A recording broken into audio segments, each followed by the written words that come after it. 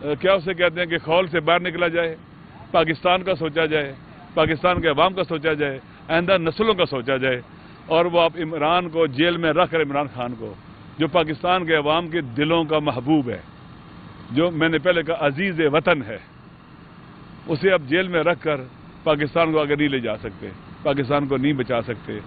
آئیں سب مل کر اپنے وطن کی خاطر، سچائی کی خاطر، عدل و انصاف کی خاطر، رول آف لا کی خاطر، آئین کی سپرمیسی کی خاطر عمران خان کو باہر لائیں، ریلیز کریں، تاکہ پاکستان بھی آزاد ہو جائے۔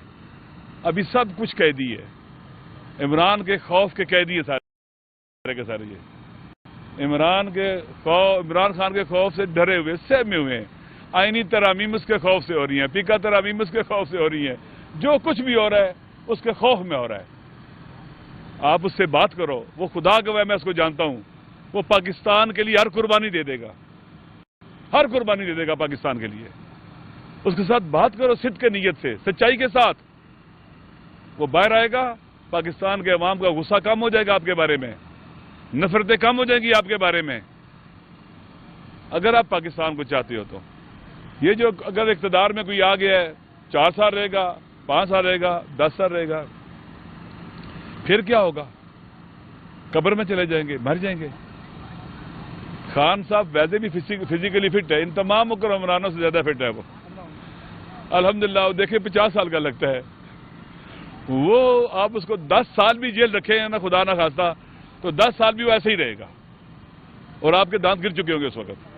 مولانا صاحب یہ بتائیے، اس لیے بہتر ہے کہ وقت کو ضائع نہ کیا جائے، بہت حساس وقت ہے، پاکستان کی سالمیت خطرے میں ہے، پاکستان کا وجود خطرے میں ہے۔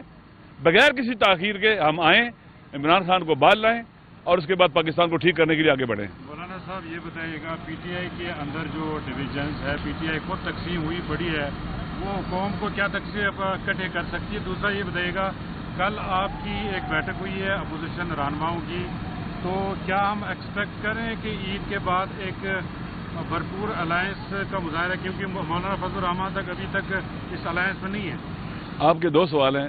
بڑی پارٹیوں کے اندر ڈفرینس آف اوپینین ہوتا ہے، نیچرل ہے، یہ کوئی سوئچ آن آف والی تو جماعت نہیں ہے کہ جناب والا سارے روبوٹ ہوں، سارے ایک طرح سے سوچیں، نہیں۔ ٹیکٹیکل لیول پر اختلافات ہو سکتے ہیں کہ آدمی کہتا ہے اس راستے سے چلنا ہے، دوسرا کہتا ہے اس راستے سے چلنا ہے، پھر اکثریت سے فیصلہ ہوتا ہے۔ جو اکثریت کا دیکھیں، وکلاء کے اندر اختلافات کو اکثریت رائے سے مینج کرتے ہیں۔ 2 رائے آ گئی ہیں، اب کس رائے کو لے کے چلنا ہے، ووٹنگ آپس میں ہو جاتی ہے، جس کو اکثریت کہتے ہیں اس پہ چلا جاتی ہے، تو نیچرل ہے میرے خیال میں۔ جہاں تک تعلق ہے، کل جو جناب ہمارے عزیز بھائی، چھوٹے بھائی مصطفیٰ نواز کھوکھر صاحب کے گھر میں وہاں پر افطار ڈنر تھا اور سب لوگ جمع تھے، تو یہ ان کا مل بیٹھنا خود ایک بہت بڑی غنیمت ہے، بہت اچھی چیز ہے۔ باتیں کرتے ہیں، کسی کی باتیں سنتے ہیں، تو مجھے امید ہے کہ انشاءاللہ العزیز اپوزیشن اصولی طور پر سب کا اس نقطے پر اتفاق ہے کہ پاکستان میں رول آف لا نہیں ہے، آئین کی سپریمیسی نہیں ہے، اس وقت ان اناؤنس مارشل لا ہے۔ سب کا اتفاق ہے کہ پاکستان کا وجود خطرے میں ہے، سب کا اتفاق ہے کہ مل کر جدوجہد کرنی چاہیے۔ اس کی کوئی ٹیکٹیکل لیول کی آپس میں ٹی او آرز ہیں، بات چیت ہو رہی ہے، پی ٹی آئی کے درمیان بھی ہو رہی ہے، مولانا صاحب کے درمیان بھی ہو رہی ہے، اور مجھے امید ہے انشاءاللہ العزیز یہ کاروان آگے بڑھے گا۔ چارہ ہی نہیں ہے، جب آگ لگی ہوتی ہے اس کو بجھانے کے لیے سب کو اکٹھا ہونا پڑتا ہے۔ اس وقت پاکستان ناامنی کی آگ میں جل رہا ہے، شعلے اٹھ رہے، دنیا دیکھ رہی ہے۔ اس وقت الحمدللہ سب کے اندر یہ ایک ول موجود ہے کہ ہم نے مل کر آگے بڑھے اور پاکستان کو نجات دینی ہے۔ علامہ صاحب یہ بتائیے گا کہ آپ ملک اس وقت دہشت گردی کا شکار ہیں، آپ خود دہشت گردی کا شکار ہوتے رہے، یہ بتائیے گا کہ ابھی جو قوم اسلامی کی میٹنگ ہوئی ہے اس میں آپ پہلی بار نہیں گئے، اور دیکھیں میں اپنا بتاتا ہوں، کہ یہ پہلی دفعہ ملک کی سازش، میں بتاتا ہوں،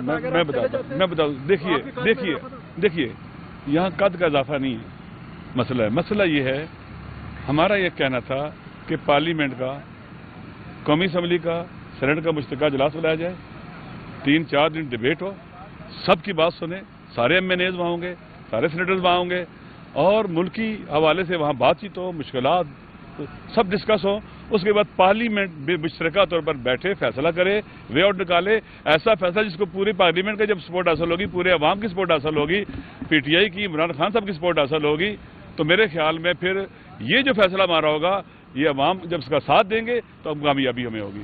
ایسے بیٹھنا اور اس طرح سے دیکھیں نا ادھر جعفر ایکسپریس پہ حملہ تھا, ادھر وہ جناب ہمارے بازئی صاحب ہیں, کیا نام ہے ان کا, MNA جو بلوچستان کے, عادل بازئی کے گھر پہ وہ ریڈ ہو رہا تھا. دیکھیں یہ چھوٹی چھوٹی چیزیں. ابھی FIR ایک کٹی ہے جناب عمر ایوب کے اوپر. کیا وہ FIR ہے کہ انہوں نے ایک کنٹینر کا شیشہ توڑا اور اس سے بسکٹ چوری کیے. دیکھیں یار کس دنیا میں ہم رہ رہے ہیں, واقعی شرم آتی ہے. آئیں یار, پاکستان ہم سب کا ہے, کسی ایک کا نہیں ہے. ہم پاکستان کو بچانے کے لیے نکلے, آگے بڑھیں اور پارلیمنٹ پر اعتماد کرو. آپ ویسے عام باتوں کے لیے دونوں سیشن کرا لیتے ہو, جناب پریزیڈنٹ صاحب کا ایسا بے روح قسم کا خطاب سنانے کے لیے سب کو جمع کر لیتے ہو, اور وہ ترامیم جو آئین کی روح کے خلاف ہیں ان کو جمع کرنے کے لیے بھی آپ سب کو اکٹھا کر لیتے ہو. تو پاکستان کے اندر امن و امان کے لیے سب کو کیوں نہیں بلاتے, بیٹھ کے مسئلہ حل کریں. ہم سارے آئیں, سارے اسٹیک ہولڈر آئیں, وہاں بیٹھے پاکستان کو اس دلدل سے نکالیں. عوام کے نمائندوں سے فرار درست نہیں ہے, اگر جو 47 کی کیوں نہ ہو, وہاں بیٹھے تو صحیح پارلیمنٹ کے اندر, سب کو بلائیں انشاءاللہ العزیز. وہ تو آپ کو بلاتے ہیں, لیکن آپ بھی جب 26ویں آئینی ترمیم کا معاملہ ہو یا کوئی بھی اہم ملکی اس پر آپ بائیکاٹ کر جاتے ہیں. دیکھیں آپ 26ویں آئینی ترمیم دیکھ لینا. دیکھیں میرے بھائی, آئین کی روح کے خلاف ہے. اس کے بعد جو بل بنے عدلیہ کا استقرار, دیکھیں پاکستان ہمارا ملک ہے, ہماری کسی سے خدا گویا ذاتی دشمنی نہیں ہے, ذاتی اختلاف نہیں ہے. میں تو ویسے بھی میرا کوئی ماضی سیاسی نہیں ہے اتنا کہ میں کسی سے سیاسی طور پر میں لڑا ہوا ہوں, میرے اختلافات ہوئے ہوں. دیکھیں ریاست کے جو اہم 3 ستون ہیں نا, وہ ہے عدلیہ, دوسرا پارلیمنٹ مقننہ جسے کہتے ہیں, اور پھر حکومت جسے مجریہ کہتے ہیں. یہ تینوں, ان کا استقلال اور خود مختاری بہت اہم ہے. کسی کو دوسرے کے امور میں مداخلت نہیں کرنی چاہیے, وہ انٹیکٹ رہنا چاہیے. لہٰذا اب دیکھیں عدلیہ کا استقلال اور خود مختاری ختم. سنیں میری بات, پارلیمنٹ آپ کے سامنے کھلونا بن گئی ہوئی ہے. رات کو بندے آتے اٹھا کے لے جاتے ہیں, کوئی پوچھتا ہی نہیں ہے. زبردستی اٹھاؤ, لالچ دو, دوست داندلی کے ساتھ ووٹ دلواؤ اور اس کے بعد بل پاس کرو آئینی ترامیم. ویسے تو نہیں ہوتا نا. آپ دیکھ رہے ہیں جو ہو رہا ہے. لہٰذا پارلیمنٹ کا بھی آپ نے استقلال ختم کر دیا. مجریات جو ہے حکومت آپ کے سامنے ہے, وہ تو پیرالائزڈ ہے. اس لیے اور پھر جو چوتھا ستون نام ہے وہ میڈیا کا ہوتا ہے, وہ پیکا کے ذریعے آپ نے اس کو بھی کمپرومائز کر دیا ہے. لہٰذا پاکستان ایسے نہیں چلے گا. دیکھیں آپ پڑھیں جوزف نائے کی کتاب ہے سافٹ پاور, بہت پڑھیں. اور ابھی چند دن پہلے, کچھ عرصہ پہلے نا, فارن پالیسی جو ایک جرنل ہے اس کے اندر آرٹیکل چھپا ہے.